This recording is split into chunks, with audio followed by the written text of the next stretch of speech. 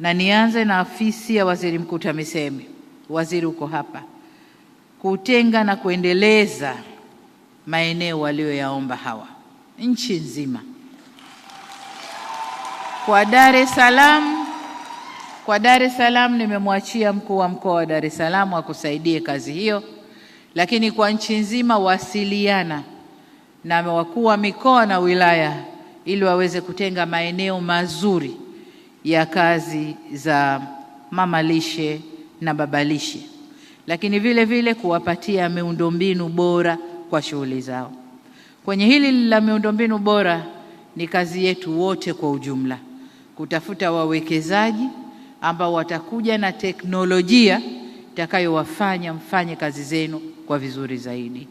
Tunaposema upishi safi au clean cooking, ina maana sehemu mbili.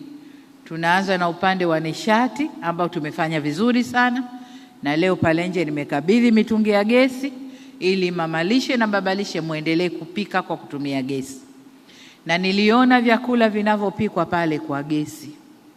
Nimekuta pilau imepikwa kwa gesi, ugali umepikwa kwa gesi, nimekuta samaki amerostiwa vizuri kwa gesi, lakini nililoshangaa kitumbua pia kimepikwa kwa gesi.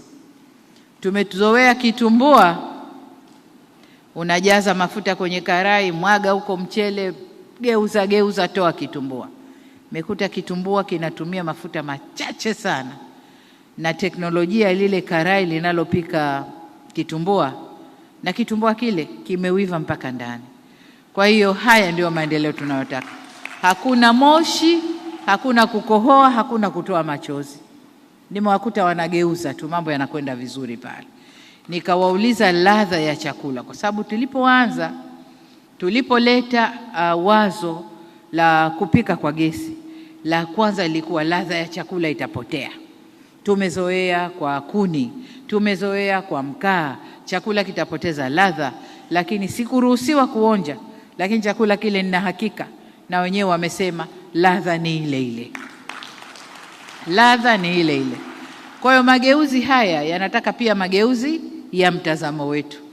Wakati serikali tunafanya mageuzi ya teknolojia, na nyinyi mfanye mageuzi ya mtazamo na mjihusishe na mageuzi tunayokwenda nayo ili kazi zenu ziwe rahisi sana. Kwa hiyo ni kazi ya Waziri TAMISEMI kutafuta maeneo mazuri ili wafanye kazi zao kwa vizuri. Lakini kwa upande wa serikali tunaendelea kuwasiliana na wawekezaji mbalimbali watuletee teknolojia zitakazowafanya mfanye kazi zenu kwa raha kabisa. Lakini tutatumia mashirika ya ndani pia, TIRDO, SIDO na wengine, watupe teknolojia ambayo mtafanya kazi zenu kwa vizuri kabisa. Eneo la pili ni kwa Wizara ya Afya. Agizo langu ni kwamba waendelee kuimarisha mikakati ya utoaji wa elimu ya lishe na usalama wa chakula kwa mama na baba lishe ili kulinda afya ya walaji na kuimarisha viwango vya huduma zinazotolewa. Kwa hili ni kwa Wizara ya Afya. Naomba waziri linote kwamba hili ni agizo langu kwa wizara hiyo.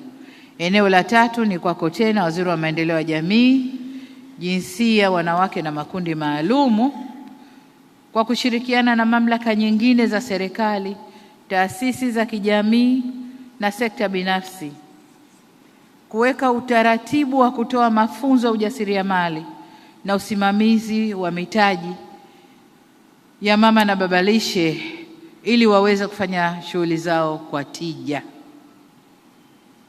Mafunzo ni muhimu. Wengine hapa ukifanya kazi vizuri, chakula kimekwenda, umepata mtaji mzuri, umepata faida nzuri, badala ya kwenda kufanya lamana na kuongeza biashara yako, tayari unaenda kwenye vikundi vya kutunzana huko. Unakwenda kutunza uonekane wewe bingwa, umetunza zaidi kuliko wengine. Hiyo haiwaletei tija, ndugu zangu. FM.